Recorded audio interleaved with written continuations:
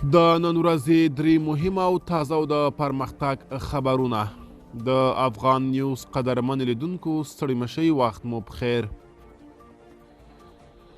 اقتصادي کمیسیون د کابل جلال آباد د دویم سړک جوړولو پروژه تایید کړه.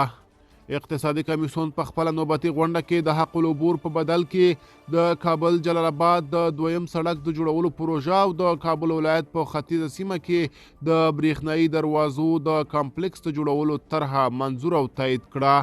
د سرپرست حکومت د اقتصادي معاونیت پر ایکس پاڼه په خپره شوي خبر پاڼه کې راغلي چې د اقتصادي مرستیال پر مشرۍ جوړه شوې غونډه کې د حق العبور په بدل کې د جلال آباد د دویم سړک جوړولو پر پروژې د مازدا او خوراکي غنمو د پیرلو پر تګلارو د کابل ولایت په ختیځه سیمه کې د برېښنایي دروازو د کمپلیکس پر جوړولو او ځینو نورو موضوعګانو بحث شوی دی.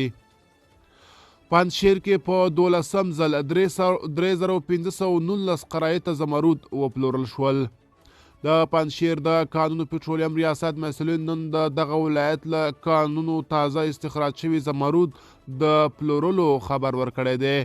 د دغه ولایت د کانونو پټرولیم رئیس محمد قاسم امیري وایي چې د 12م ځل لپاره د هیواد پر سوداګرو 3519 قرایته زمرود د 415,000 او 500 ډالرو په ارزښت د کانونو د څارنې کمیټې د سیمهییزو چارواکو او سوداګرو په شتون کې د داوطلبۍ له لارې وپلورل شول. امیري زیاته کړه چې تر دې وړاندې د دې ریاست له لورې نور 430 قرایته زمرود د 142,000 ډالرو په ارزښت د هیواد پر سوداګرو وپلورل شول.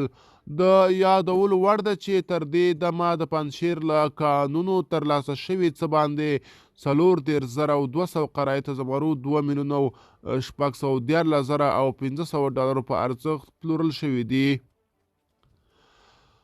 د کندوز و تخار د لوی لارې د یوې برخې د بیا رغونې چارې بشپړې شوې.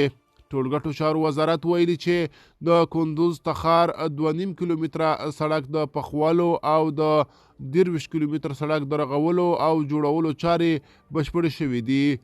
د دې وزارت د څرګندونو له مخې په دې پروژې 38 میلیونه افغانۍ لګښت شوی دی.